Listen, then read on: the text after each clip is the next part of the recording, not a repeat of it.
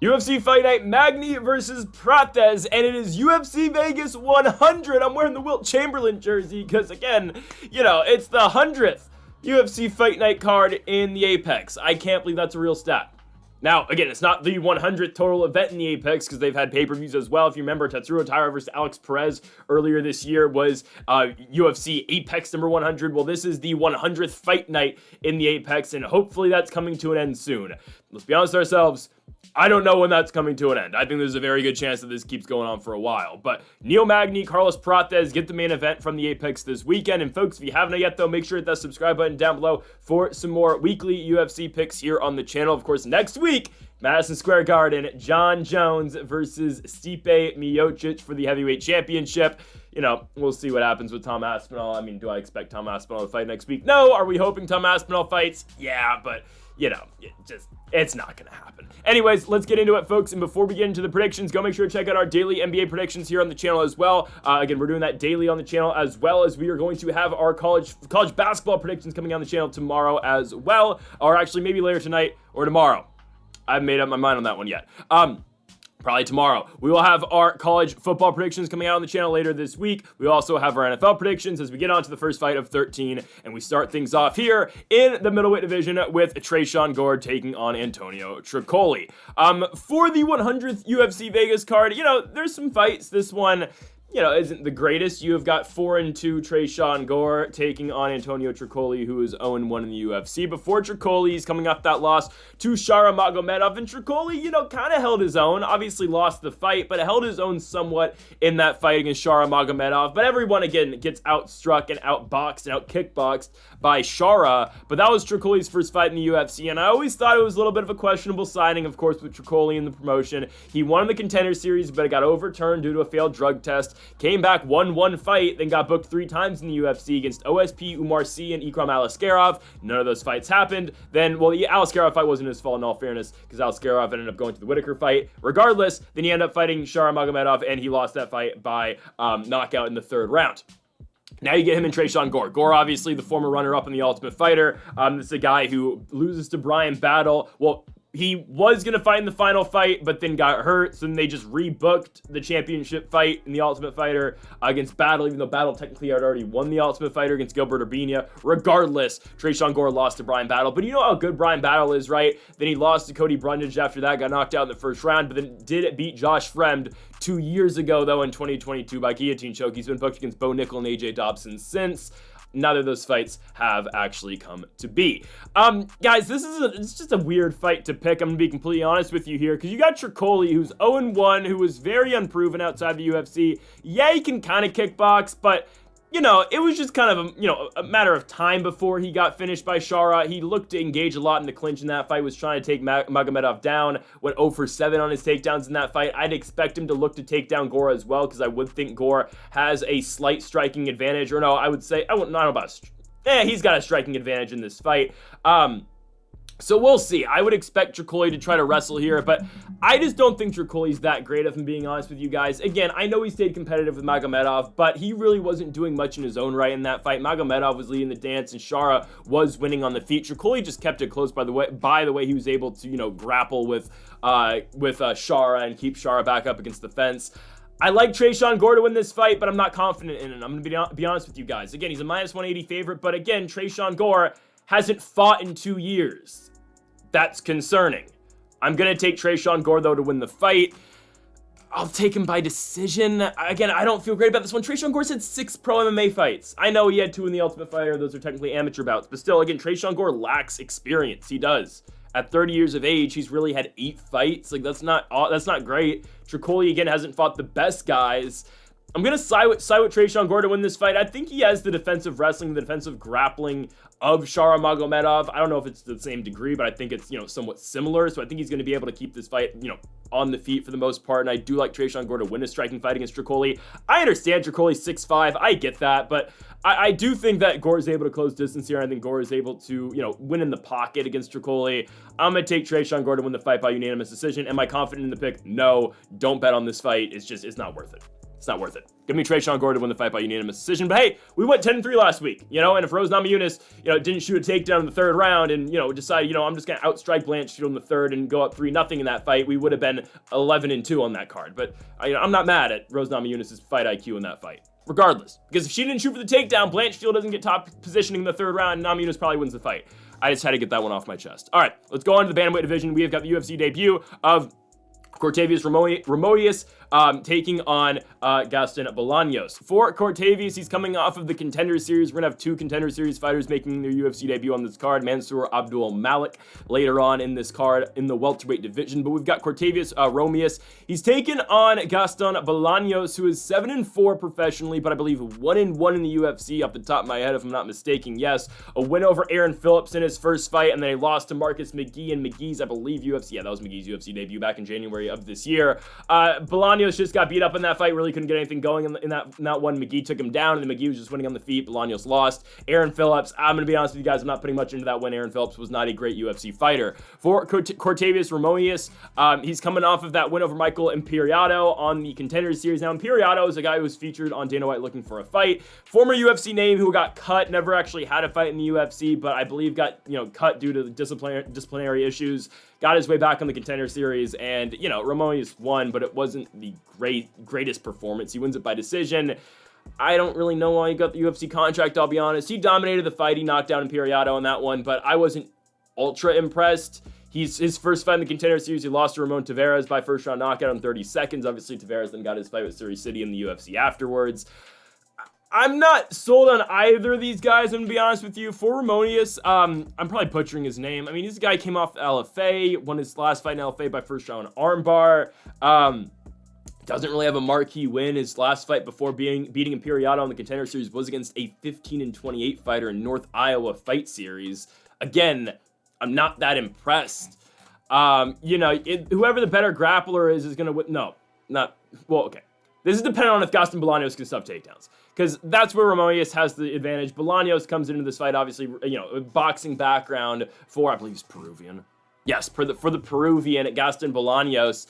You know, it's just going to come down to that, man. It's going to come down to the grappling, you know, the grappling of Romious, or really just the defensive grappling of Gaston Bolanos. If Bolanos can stuff takedowns, I think he's in a really good spot in this fight. But if he's, you know, if Romious takes him down, I think that he's got it. But again, you know, Bolanos got beat up on the feet in his last fight by Marcus McGee.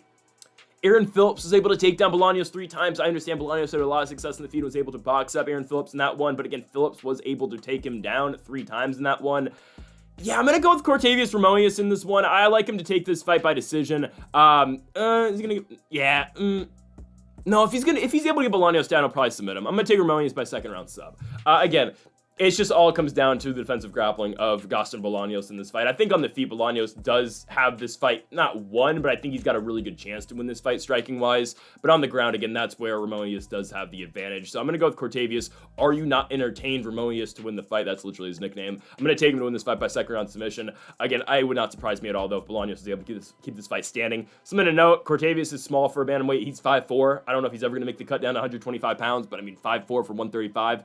Isn't great. I know he holds a lot of weight for 135 pounds considering his build, but regardless, give me Cortavious Romious, the favorite to win this fight. I'm going to take him in his UFC debut by second round submission.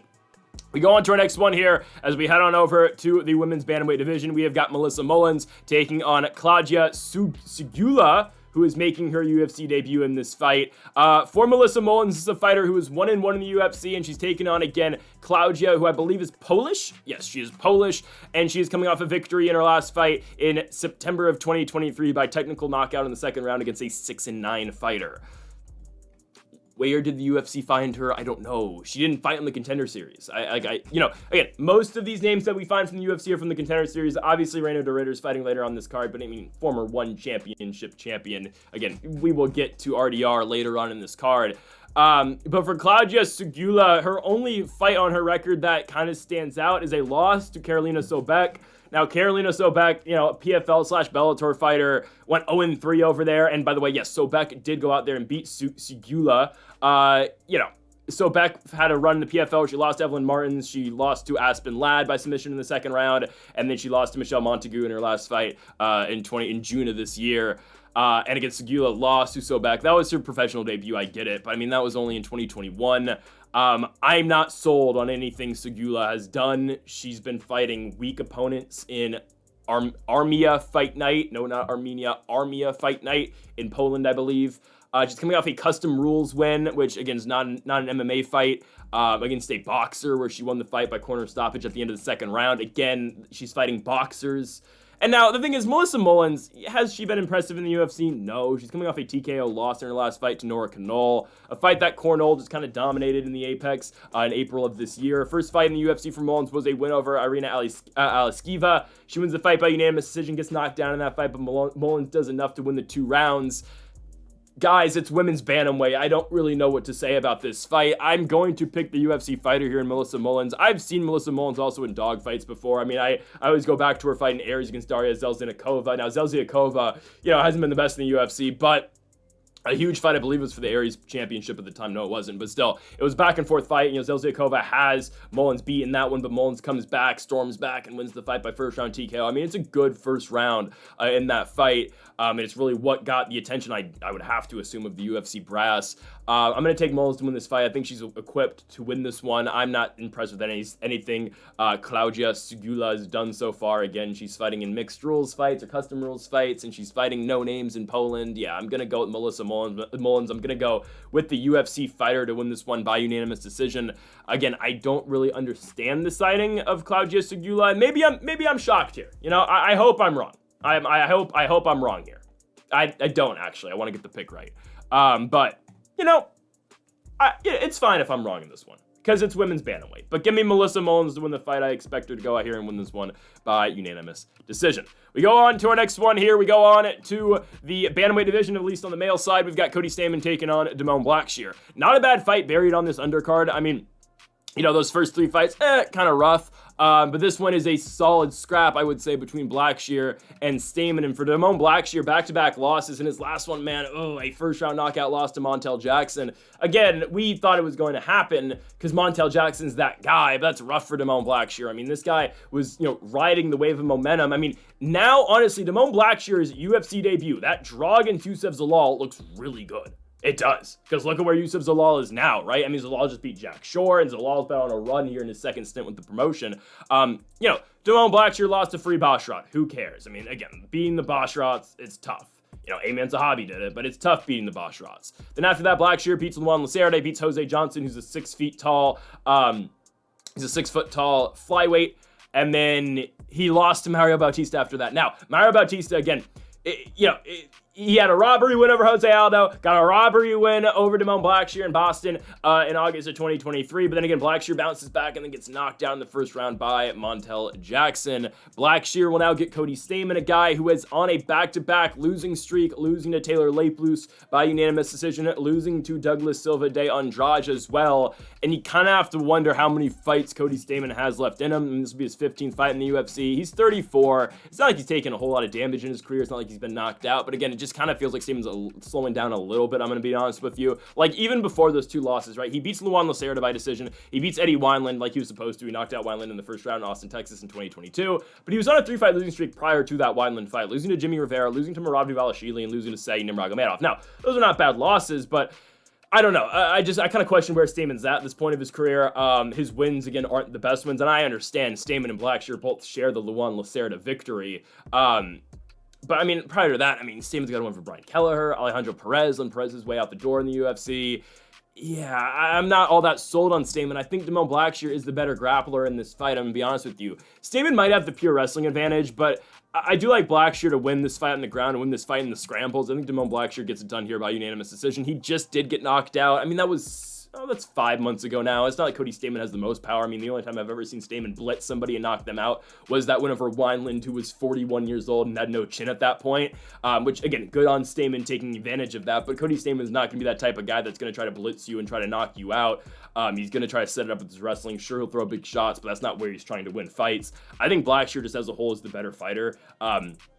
I just think he is. Again, the Zalal, I know that doesn't mean much anymore because this fight was in August of 2022, but the Zalal draw, looks a lot better for Blackshear at this point. And really his losses, are not bad losses. Free Basharat, Mario Bautista, even though I thought he won that fight, he definitely won that fight. And then Montel Jackson. Montel Jackson's a dog, and we know that's what we've been saying on the channel for months, or for years, really. So give me Damone Blackshear to win this fight. I think he'll get it done by unanimous decision. I think he's got enough here to beat Cody Stamann. We go on to the welterweight division. We have got Matthew Semelsberger, who is now 11-7 in his professional career, taking on upstanding role model Charles Radtke. Now, again, that was just funny what he said I guess a year ago now. Actually, I don't know if I'm allowed to say that, but it's okay. Anyways, it's all fun and games, guys. Charles Radtke's comments to the Australian crowd. But regardless, Radtke, 2-1 in the UFC. His only loss is Carlos Prates, who obviously is in the main event. And Carlos Prates hit him with a nasty knee and absolutely just folded Radtke in that fight. But Radtke's got 2 victories over Blood Diamond and then a win over Gilbert Urbina where he knocked him out in the first round. And now you get Radtke versus Semelsberger. Now, Semelsberger, has just been in the UFC as of late. I mean, he's a 50-50 fighter. He's 5-5 in the promotion. He's got 3 straight losses now to Preston Parsons, to Uros Medic, and to Jeremiah Wells. And I think stylistically, this is a tough fight for Matthew Semelsberger, who has just not looked as good in his last couple of fights. He's been beat to the punch in every single fight that he's had. Jeremiah Wells, now, did he get robbed in that fight? Maybe. Jeremiah Wells just wrestling him, and Semelsberger knocked down Wells twice in that fight and still didn't get the nod. Sure, is that a robbery? Maybe. The Uros Medic fight, back and forth, great fight, but Medic gets the better of it, spinning elbows him and knocks him out in the 3rd round. That was the only fight I got wrong in that entire UFC 291 card, by the way, in Salt Lake City. I'm just saying, got everything else right. Gagey head kick, Lewis knockout, Bobby Green win over Tony Ferguson, regardless. Alex Pereira win over Jan Blachowicz, which was kind of a hot take at the time. Anyways, Semelsberger, his last fight, loses the first fight card of 2024. He loses by unanimous decision to Preston Parsons. Parsons out-grapples him, and Semelsberger really couldn't do anything again to combat that. Parsons took him down 7 times. Now, will Radtke look to take down will Radtke look to take down Matthew Semelsberger? No, that's not how Radtke fights. This is going to be a striking affair, and someone's getting knocked out, I think. For Semelsberger, he's fighting for his contract. For Radtke, again, this is a guy who has shown, some high levels. He's shown some skills in the UFC, obviously, right? I mean, this is a guy in Radtke who, Blood Diamond's a guy that a lot of guys don't want to strike with, and Radtke kind of did it in parts. Obviously, again, Blood Diamond was a CKB guy who, just primary kickboxer, and Radtke struck with him in moments, but it was mostly grappling. But still, again, Radtke saw his moments in defeating his Blood Diamond. And then I want to go back to his Gilbert Urbina victory. I mean, that was a 1-round domination of Urbina. It was a back-and-forth fight, kind of, but I mean, Radtke's punches were doing a lot more than what Urbina was throwing back at him. And it was an all-around just really good win for Charles Radtke in that one. I'd expect Radtke to beat Semelsberger here. I just would. I think this is kind of similar to the Uros Medic fight, where, again, I think Semelsberger is going to get into some exchanges here, and I just think he's going to get caught. I think Radtke's the better guy, especially Semelsberger is coming off 3 straight losses. I understand he's fighting for his contract at this point, but, again, I'm going to fade the guy who's lost 3 in a row, and I'm going to side with Chuck Buffalo, Charles Radtke, to go out here and win the fight. So give me Radtke to take this one by... I'm going to go 2nd round TKO. I think, we'll go 1st round TKO. Again, I think someone gets knocked out in a hurry here. I think so.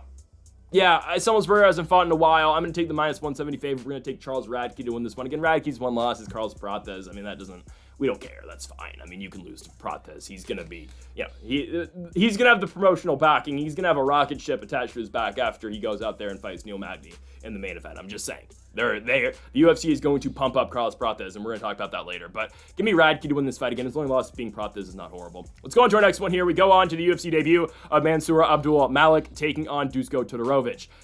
I don't like that Mansour Abdul-Malik is this big of a favorite. He shouldn't be this big of a favorite. I'm just going to be completely honest with you. He should not be this big of a favorite against Todorovic. He's -365, completely lay off it. It does not make sense why he's this big of a favorite. He beats Wes Schultz in his fight on the Contender Series. He loses the first round. In the second round, gets on top positioning and just TKOs and elbows Wes Schultz out. There are some nasty elbows, don't get me wrong. But Mansour Abdul-Malik is still very green in his career. He's only 6-0. He's an MMA Masters guy. He's built, don't get me wrong, and he has got, he's got all the tools to be a very good UFC fighter. The thing with Mansour Abdul-Malik is, though, and we said this going into the Wes Schultz fight, his only win is Wes Schultz now. I mean, look at his other victories. 1-0 Alan St. Gilles. 2-2 Donne Benedito. 2-5 Braxton Everett. I mean, he has not fought the best guys. And now here he is again, Getting Dusko Todorovic, I think it's a tough fight. I think it's a really tough fight. Todorovic hasn't been that bad in the UFC.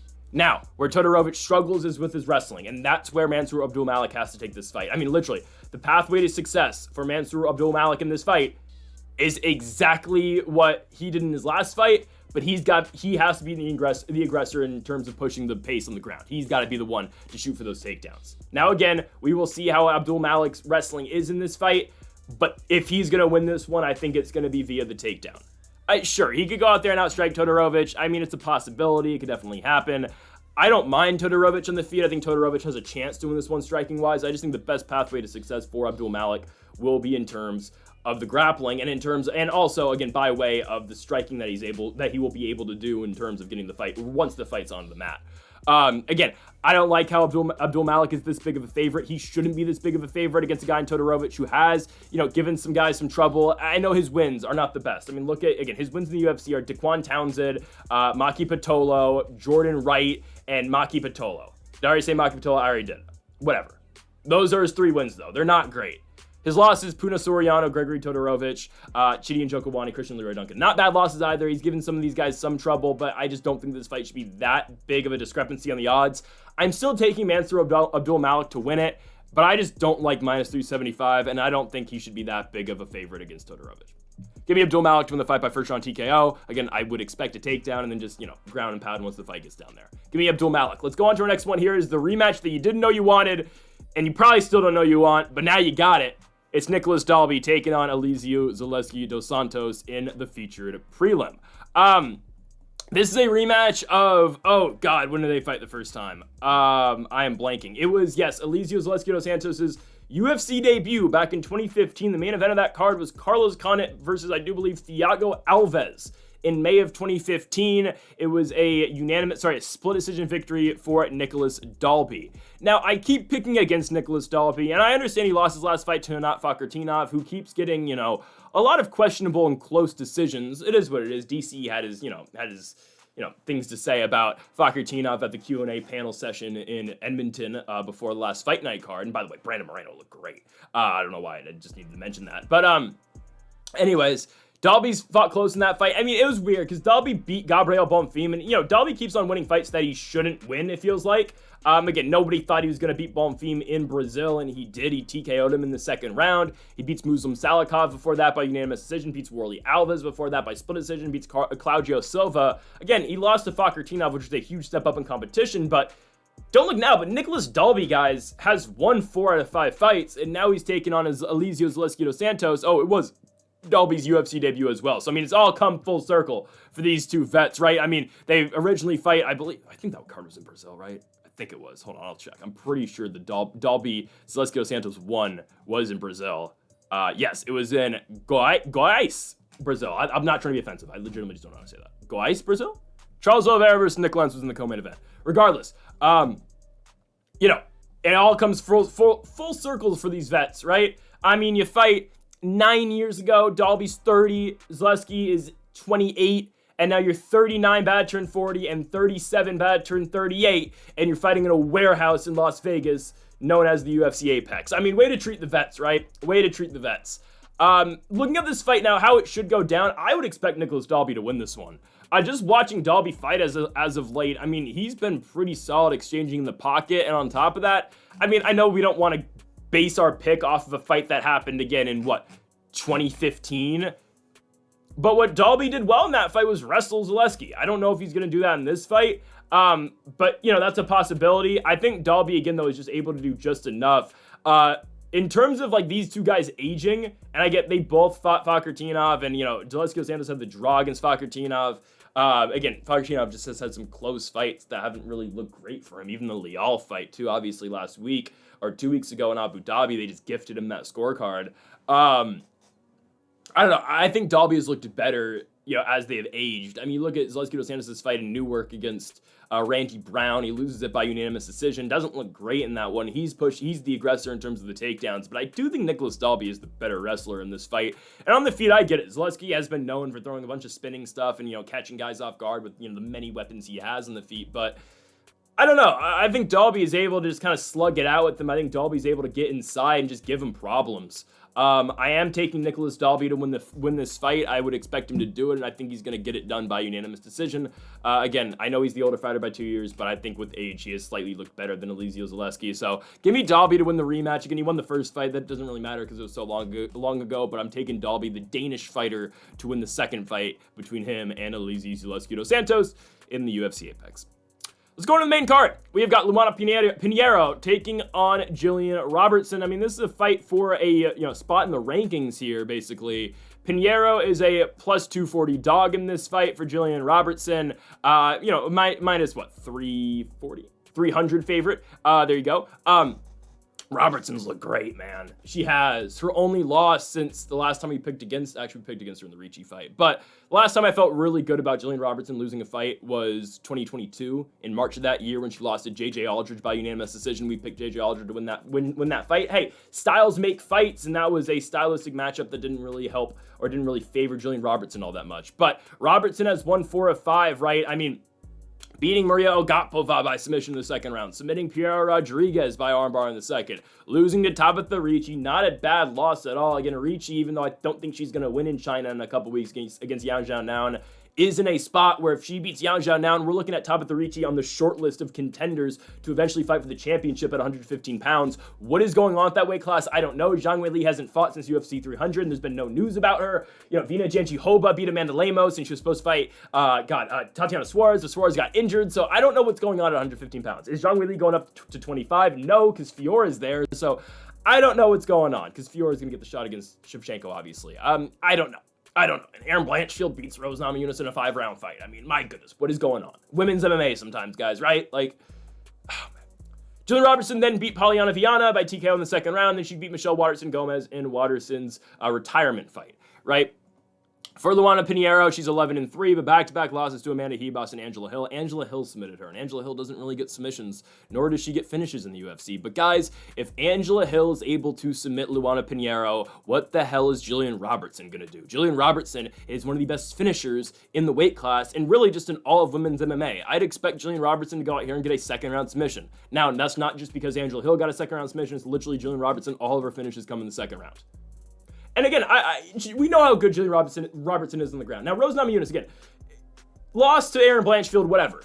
But Jillian Robertson, again, had that grappling match against Rose Namajunas in December of 2022 and submitted Rose Namajunas in 65 seconds. That's how good Robertson is on the ground. Does her striking leave a lot to be desired? Yes. Does her wrestling leave a lot to be desired? Sure. But if she can get the fight to the ground, Robertson's really good down there, and I don't think she's going to have trouble getting Pinheiro down. Again, Angela Hill was able to get her down. Michelle Waterson was able to get Pinheiro down. A fight that Waterson should have won back in 2023. I thought she got robbed in that fight. But I like Jillian Robertson a lot in this fight. I'm really not, I don't have too much doubt in my mind that Robertson is going to go out and win this fight. I think she gets it done by second-round submission. I think she's the much better grappler in this fight. And on top of that, again, Pinheiro just got submitted by Angela Hill. So if Angela Hill is able to submit you, I am more than confident that Jillian Robertson will be able to do the same exact thing. It's going to be Robertson to get the fight won. I think she'll get it done in the second round by submission. All right, next up, we've got the UFC debut of Reinier de Ridder. Obviously, the former double champ over in one championship. Obviously, lost both of his championships in back-to-back fights at heavyweight and at light heavyweight against Antalay Milhakin. I'm not a big one championship guy, I'm going to be completely honest with you. But Reinier de Ridder lost both those fights, got knocked down the first fight, and then got TKO'd in the last one, or doctor stoppage, or, he just, couldn't keep fighting in the third round in his second fight for the light heavyweight belt. Obviously, he's coming off a win in UAE Warriors in his last one by first round knockout. And now here he is over Jared Meerschaert. Now, the time for RDR to come into the UFC was, again, you can't predict these things, but it was after he won both of the belts at light heavyweight and heavyweight against Ung Lung Sung. Back-to-back fights in 2020 and 2021. He defended the belts twice, but then lost, of course, both of them in one as well. He is coming off a knockout win, but, you get a former double champ from one championship, you bring him into the UFC, and you send him right to the UFC Apex to take on Jared Meerschaert. What an opportunity, right? You send him to the warehouse to take on GM3, a guy in Meerschaert who is coming off a victory in his last fight where he beat Edmund Shabazian by second-round submission. And again, Meerschaert, he's just one of those guys, man, that just hang around and he's able to submit you late in fights, even though he takes a beating in the first round. That's what happened in the Shahbazian fight. Shahbazian had him almost dead to rights, but Meerschaert, what did he do? He came back, he found a way to win the fight by submission. He's coming off back-to-back victories. He had the Brian Barberena win before the Shahbazian victory, 2 losses prior to that to Petrosky and Joe Pyfer. But if you're going to beat GM3, you got to put him away early, and you got to actually finish the job in the first round, kind of like what Joe Pyfer did to him back in 2023 at UFC 287. Again, I don't think Randy Ritter is at that level where he's just going to get caught by something by Meerschaert, and also where, Randy Ritter is just going to gas out, and he's going to get in a spot like Shahbazian where he's already, given everything for that finish, and then, oh crap, he can't go anymore, and Meerschaert finds a way to take his back and submit him. I don't see that happening personally. I don't think it's going to go down that way. I think De Ritter is good enough to, ensure that doesn't happen, because he's got a really good grappling game as well. And Randy Ritter so far in his career, 12 wins by submission. Again, he won the championship against Ong Lung Sung in his first fight by first round sub, won the second one on TNT by unanimous decision, but defended the championships twice by submission as well. Again, that's where Randy Ritter is probably best at, but in this fight specifically, the advantage for the Dutch fighter in De Ritter is through the striking game, because of Gerald Meerschaert's striking as a whole too. It's not that great. We've seen Meerschaert get knocked out early in multiple fights before. I mean, how the Hamzat Chimaev fight rings a bell, his fight against Joe Pyfer. Again, I know Randy Ritter's not in that same spot where he's not an up-and-coming guy like those two, but obviously in terms of the UFC ranks and, RDR making his first fight in the promotion, it is a little bit of, there is some comparison in that sense. I think Randy Ritter wins the fight by first round knockout. He is not going to tire out as well as this fight goes on. So even if he doesn't go out there and get that finish early, he is not going to, again, completely choke the fight away like some guys have against Meerschaert. I think Randy Ritter is truly just too good for that. I think, again, he has the experience. He's been in big-time fights before, and I would expect the Dutch fighter, Randy Ritter, to go out here and win this fight. So it's going to be RDR to win his UFC debut against Gerald Meerschaert. Again, Meerschaert's got good grappling, but again, I think Randy Ritter is good enough on the ground. He's experienced enough, and his striking is just better than Meerschaert as well. I would expect something similar to Randy Ritter's last fight in UAE Warriors. Give me Randy Ritter to win the fight by first round knockout. Next up, we go to Ricky Turcios and Bernardo Sopaj in the bantamweight division. An interesting fight and an interesting look at the odds in this one too. Now, this one fight's not listed on best fight odds, so I had to go to just a different website to find the odds. I think this is right. Turcios at plus 180, Sopaj at minus 210. That kind of surprises me, though. I get it. Sopaj had a very good back-and-forth first fight in the promotion against Vinicius Oliveira. Obviously, that ended with a knockout to Sopaj. Again, the flying knee at the end of the fight won the fight for Oliveira. But I'm a little bit confused. I don't know if this is completely right, that Sopaj should be a minus 210 favorite over Turcios. And I get it. Ricky Turcios, former Ultimate Fighter winner, hasn't been great since winning the Ultimate Fighter. Again, beat Brady Heastand to win tough, then lost to Ayman Zahabi, which now is not aging that badly. Zahabi's coming off a win over Pedro Munoz, and again, evil Ariel Helwani, or actually Helwani's evil, no, I'm joking. Anyways, Zahabi's in the top 15 now, or on his way to the top 15. Turcios then beat Kevin Tavidad, and then lost to Raul Rosas Jr. in his last fight in June of 2024. But it is interesting that the odds are where they are, again, if that is right, so don't take my word completely for that. But Sopaj fought decently against Vinicius Oliveira. I mean, he went strike for strike with them. Sure, he won the first round, probably won the second round. I think it was probably up 2-0 in that fight, and then Oliveira just had a huge third round. Sopaj did take the fight on short notice, even though he's booked for the week after in a regional fight, but still, took the fight on short notice, and eventually Oliveira caught up to him in the third round. Oliveira was seeing a lot of success in that third, and ended up getting the knockout again in that third round. We'll see how this one goes with him and Ricky Turcios. I think it's a close fight on paper. I really think it is. Again, Sopaj is still very young in his career, only 24 years old, training out of Sweden. And again, Turcios, I get it, has not been very impressive in his last couple fights. Turcios is a guy who, again, lost to Raul Rosas and really had nothing going for him in that fight. It was just dominance on the ground and in the wrestling game by Raul Rosas in that one as well. The Natividad fight, I mean, it was Turcios. It was a lot closer of a fight than it needed to be. Natividad was taking down Turcios. He knocked down Turcios as well, but Turcios just did enough to win 2 rounds. I mean, truly, we haven't seen a great Turcios performance since that Brady Heastand fight. Hell, the fight against Ayman Zahabi was just weird. Turcios was doing his whole thing where he was doing his meditation stuff, I guess, in the octagon, and just wasn't being aggressive at all. And again, that just can't happen for Ricky Turcios, especially in this fight against Sopaj, because you know Sopaj is going to bring it to him. He is a high-volume fighter who's going to bring the fight to his opponent, and Turcios, again, will have to find an answer and can't really just lay back and wait for his shot, because again, Sopaj is going to be all over him in this fight. So I guess that's why Sopaj is the favorite. You look at Tapology, 75% of voters going with Bernardo Sopaj to win the fight, 25% of voters going with Ricky Turcios. And I am going to side with the favorite in this one. I'm going to take Sopaj. Again, it's just because Turcios hasn't been all that impressive. You can make the case that he lost the Natividad fight as well. Taking Sopaj to go out here and win this fight by unanimous decision. Again, it's the lack of aggression. It's the lack of, again, just, you know, it's the lack of volume as well at a Turcios does concern me in this fight. In terms of the groundwork, again, I don't mind Sopaj's ground game. Turcios hasn't really been all that in the UFC. And again, Turcios just hasn't, you know, he hasn't blown anybody away really in the UFC since that Brady Hiestand fight, which by the way was great. Again, back and forth striking fight. He gets a knockdown in that one. He takes down Hiestand a couple times, but again, an all action type fight and a volume fight that Turcios does go out and win. But since that Hiestand win, again, it has really not been that impressive for Ricky Turcios. I'm going to take the younger fighter. I'm going to take the guy again who did lose his last fight, but on short notice. I'm going to take Bernardo Sopaj to win this fight over Team Alpha Male's own and Ricky Turcios. I just like the aggression. I like the volume, and I think he's going to bring the fight to Turcios. And honestly, I just don't know how Turcios is going to combat that. I like the striking game out of Sopaj, and I just think he makes Turcios work in this fight. Give me Bernardo Sopaj to win this one, and I've got him to beat Ricky Turcios by unanimous decision. We go on to our next one here. It's the featured bout. We've got Karolina Kowalkiewicz taking on Denise Gomes in the strawweight division. Obviously, Karolina, a huge underdog in this fight, and I understand why. Again, Gomes 3-2 in the UFC. Coming off, though, a split decision win over Eduarda Maura in her last fight. You know, it's a win. It's not a great win. Maura's the one taking her down and really giving Gomes trouble, again, in the wrestling and in the jiu-jitsu realm of things. Gomes obviously winning the fight on the feet, and of course, Denise Gomes lost to Angela Hill because every up-and-coming fighter at some point has to fight Angela Hill, and a lot of them get fraud-checked by Angela Hill. Not saying Denise Gomes is a fraud, but again, it's just a very typical Angela Hill fight, just like how she beat Luana Pinheiro, just like how she's beat a lot of fighters who are making their way up in the weight class.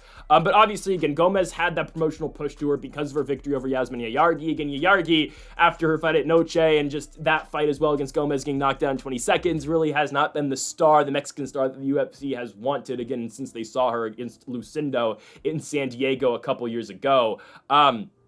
But again, for Gomes, she's won 3 of 4, wins over Bruna Brazil, a win over Yasmin Yayargi, and a win over Eduarda Maura. And I'd expect, again, Gomes to come in here with a striking-heavy approach, obviously. For Karolina, you know, not a great grappler at this point in her career. Obviously, Karolina came up in the weight class and was, you know, got her way to the championship fight due to her kickboxing because of her high-level stand-up game. Unfortunately for Karolina in this fight, she's going to have to strike with Denise Gomes, and they just gave Karolina another up-and-coming fighter who is very tough to handle in Yasmin Lucindo, and Lucindo was able to beat Karolina on the feet, was able to mix it up with the grappling as well. The only difference between the Lucindo fight and the Gomes fight is that, you know, Lucindo's hands aren't as good as Gomez's, and obviously Lucindo's got better grappling. But for Karolina, I really don't know how that benefits her that much. I mean, obviously, again, she's going to have to try to go out there and win a striking battle with Denise Gomes. I just don't think it's going to happen, nor do I think Gomes is going to be able to get a finish. Again, she's only got one, she did TKO Bruna Brazil. I forgot about that. But still, I don't think she's able to finish Karolina. I get Karolina's chin has been a little bit suspect at points. Obviously, the Jessica Andrade fight really screwed up her career. Again, that huge knockout that you just don't see at 115 pounds. But again, Andrade at one point in time was that scary and had that much power at women's strawweight, you know, a couple of years ago, or 5 years ago, I guess, now at this point. My goodness, that was 5 years ago. It might have been. The one thing that keeps Karolina in this fight is just that Gomes wasn't all that impressive in her last fight. But the thing, again, about that fight with Maura is where Gomes lost was in the grappling. And I don't think Karolina is going to go out there and grapple because Karolina has been losing fights in terms of grappling as well. And again, Kowalkiewicz has always been a primary striker. I mean, she's rarely ever gotten takedowns in her UFC career. So you're going to see a striking fight in this one. And unfortunately for the Polish fighter and the veteran in Karolina Kowalkiewicz, I would expect Denise Gomes to win this one. I think Gomes is going to win the striking battle. Again, there's a reason Gomes is sitting at a minus 405 favorite and Karolina is coming back at plus 320. And also, again, they keep giving Karolina these younger fighters in these tough fights. And it's unfortunate for Kowalkiewicz. Again, she's 39 years old, and she's taking on a fighter 15 years younger than her in Denise Gomes. I expect Gomes to win this fight. It's going to be a boxing fight, a kickboxing bout, and I'm going to take the Brazilian and Gomes to go out here and win this one. So give me Denise Gomes to win this fight by unanimous decision. As we go on to the co-main event, in the men's bantamweight division, we have got Cody No Love Garbrandt fighting in the Apex against Miles Johns. At one point in time, I thought this was going to be the main event of this card. Now it's the co-main, and I'm fine with it. I personally don't want to see Garbrandt in the Apex. Again, he only has fun fights most of the time. And there's no reason, again, he goes from UFC 300 opener to fighting in the Apex co-main event. I get it on UFC Vegas 100, but still in the Apex against Miles Johns. And it's a tough fight for Garbrandt, right? I mean, Johns is 6-2 in the UFC. He's a tough guy to handle, man. Back-to-back wins over D. Silva, Douglas Silva, Andrade, and Cody Gibson. Obviously, Miles Johns called for a headlining spot after his victory against D. Silva back in 2024, June of 2024. But, you know, that fight was just not good. It was just a bad fight. They kind of just stared at each other the entire fight. You know, D. Silva, Miles Johns went at each other, like legitimately. They just did that to each other the entire fight. It was kind of weird, and it was so unimpressive. But Miles Johns ended up getting the win by decision. You know, Cody Garbrandt, though, if Cody Garbrandt fights like that, Cody Garbrandt, he's going to bring it to Miles Johns in this one, and it's going to make for a fun fight because someone will probably get knocked out.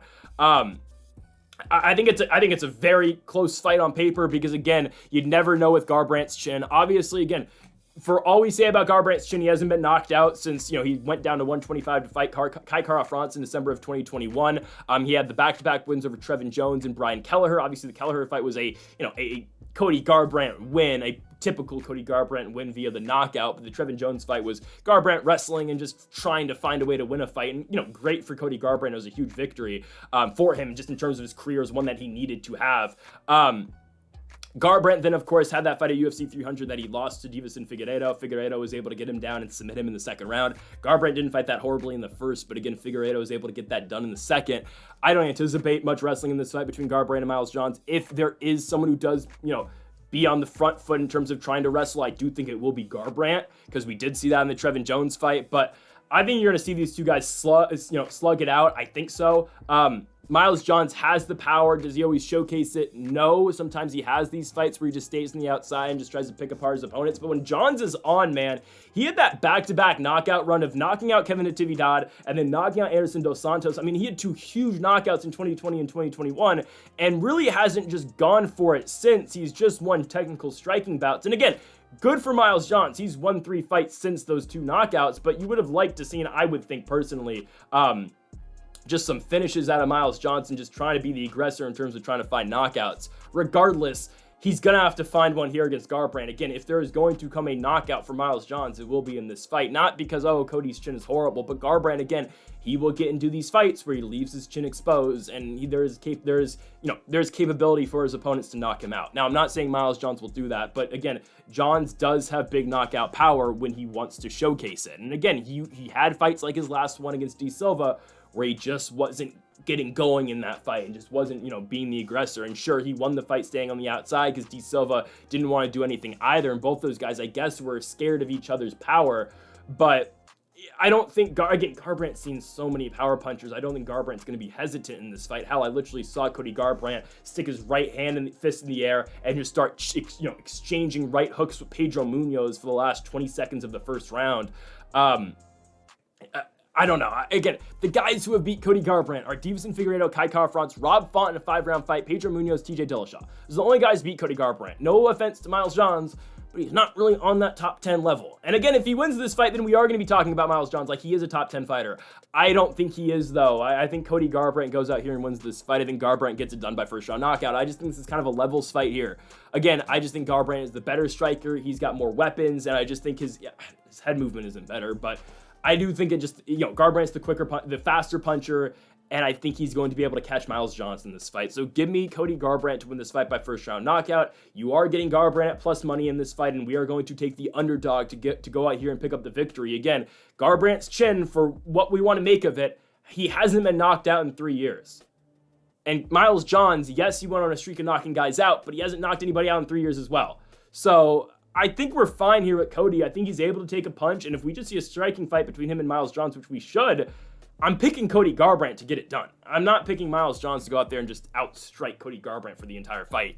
Give me Garbrandt to go out there and win this fight by first round knockout. I think he's going to catch Miles Johns with something cool, and then they're going to get Cody Garbrandt. They should get Cody Garbrandt back fighting in front of crowds. That's where he belongs. Give me Cody No Love, Cody Garbrandt, the co-main event of UFC Vegas 100 to knock out Miles Johns, and he will get it done in the very first round. As we go on to the main event, Neil Magny takes on Carlos Prates. Guys, the UFC knows what they're doing here. And I've been saying this about Carlos Prates for a long time, and I'm not hating against Carlos Prates as well. I mean, it's just some things that you can see with the UFC and guys they want to push. Hey, Peyton Talbot's one of those guys as well. But you can tell when the UFC wants to promote a guy, and they're doing exactly that with Carlos Prates for good reason. Don't get me wrong, it's for great reason why they're pushing Carlos Prates. Got him from the Contender Series, obviously. He was a former LFA guy. He wins his UFC debut over Trevin Giles, knocks him out in the second round, then comes back, knocks out TKO's Charles Radtke. We talked about that earlier with the knee to the body, and then beat Li Jingliang in his last fight. Nobody knocks the Leech out like that. On the main card of UFC 305, Duplessis versus Adesanya in Australia, Carlos Prates puts Li Jingliang out cold in the second round. It was a brutal knockout, and it was just a beatdown that Prates was delivering in that fight. Prates had 3 knockdowns in that fight, and again, nobody just completely melts the Leech like that, except for what Prates did. It was insane. Carlos Prates has knocked down every single opponent that he has had in both the Contender Series and the UFC. 4 fights, and he's got 6 knockdowns. Now, for Neil Magny. The UFC is not doing Neil Magny any favors here, guys. They're not. Now, Neil Magny's a gamer. He's going to step up and he's going to take the fight because it's Neil Magny, right? Neil Magny is going to, rise to the occasion. But guys, Neil Magny just got melted 3 months ago in the Apex against Michael Morales. And again, this is what the UFC does with Neil Magny, right? They do this to him a lot. And Neil Magny, again, being Neil Magny, being the veteran that he has got a million fights in the UFC. Hell, what he's got, this is going to be his... If I can do math real quick, this is going to be his 34th fight in the UFC. It's crazy. He's got 22 wins and 11 losses. Again, 34 fights under the UFC is incredible. So shout out to Neil Magny for that. But they've given him so many guys that are just making their way up the weight class. And guys that, if you beat Neil Magny, then we can push you as a top 10 guy. Shavkat Rakhmonov, Ian Machado Gary, and most recently Michael Morales. They are doing it again with Carlos Prates.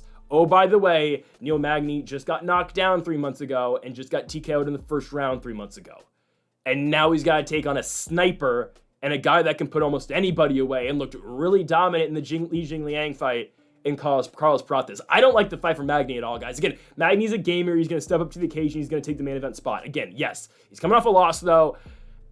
Oh, Mike Malot's the other guy, by the way, Neil Magny got, and that was the one that he did win. He beat Malot because Malot just, tired out at the end of the 3 rounds. Shout out to Malot for finally winning a fight in his last one. But yes, they did that with Magny again with Malot. I mean, almost all of Magny's fights are like that. They gave him the shot against Gilbert Burns. They're like, all right, this is your chance to crack into the top 5. You lose that fight. All right, go back to fighting Machado, Gary, Morales, Malot, and now Carlos Prates. Guys, it's just a brutal fight for Neil Magny. Let's be honest with ourselves. Carlos Prates is going to knock him out in the first round. I really don't have a doubt in my mind that's going to happen. I'm going to be honest with you. I really like Carlos Prates to win this one. I think he gets it done by first round knockout. I just think he's better than Neil Magny. Neil Magny does not have knockout power. Neil Magny's always just been a technical guy that, he'll win. Again, long decisions. He'll push you back up against the fence at points. He'll just, he'll clinch with you and he'll just kind of grind you out for 25 minutes. And yes, Carlos Prates has not been in this environment. Carlos Prates, I don't think, has seen past a second round in his UFC career. Well, definitely in his UFC career. I think in his entire career since 2019 when he was fighting in one championship has Prates seen a third round. So again, the pathway to success for Neil Magny in this fight is to, it's like the Mike Malott fight. Take a beating for the first couple rounds, but then as the fight comes on, or as the fight continues to go, start to come on as the fight starts to turn up, and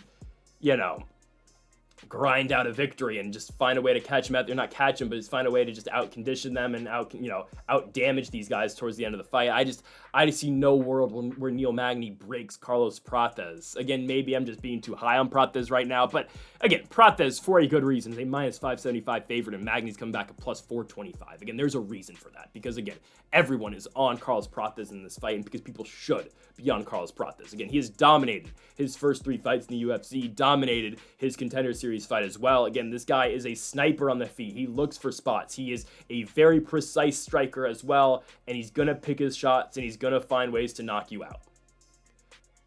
And Magny just got knocked down a couple months ago, 3 months ago, against Michael Morales, and Morales again gave him some shots in the ground as well to finish the fight for the the TKO on the ground.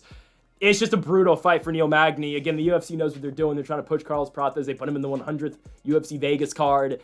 Again, they put him on the main card of the pay-per-view against Li Jingliang on a huge night that was main evented by one of their biggest stars in Israel Adesanya versus Dricus du Plessis. Again, the UFC knows what they're doing with Prates. They put him in this main event for a reason. He was supposed to be, I believe, yes, he's supposed to fight Randy Brown next week on the Jones-Miocic card, but instead of that, they put him in a main event spot, which it's fine. He was going to either be a featured prelim or a prelim on UFC 309, or they were going to put him in this spot, you know, again, in the UFC Apex main event. I'm fine with either, truly. I mean, this is all right.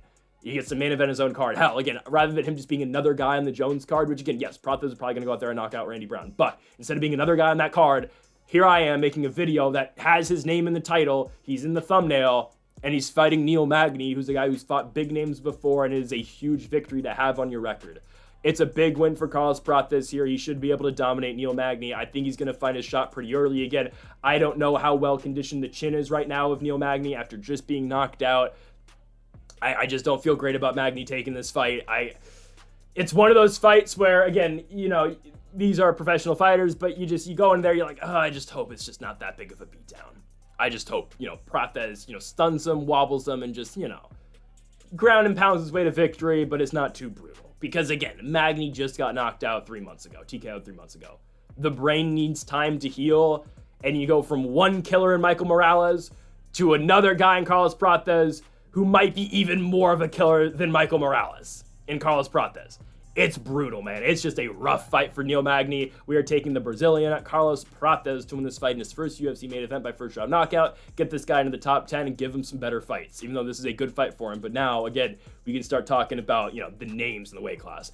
I would not mind him and Gilbert Burns. Now, again, we're kind of throwing Gilbert Burns into the wolves there, but you know Burns is going to take the fight, main event the fight in Brazil. Boom, there you go. Fight night main event in Brazil. I'd like to see it. Again, yeah, it sucks for Gilbert Burns, but he's coming off a loss to Sean Brady. It's a kind of a prove-it fight for Burns. I know he's had 2 back-to-back tough fights against up-and-coming guys in JDM and against Burns, but if you want to give Prates that next step up, I think that's the fight for him. Give me Carlos Prates to win this fight by first round knockout. And folks, thank y'all for watching our UFC Fight Night Magny versus Prates full card predictions, here on the channel. Make sure that subscribe button down below for more. Make sure you like if you did enjoy the video. Make sure to comment if you do disagree with any of the picks, folks. Thank y'all for watching, and Mamba forever.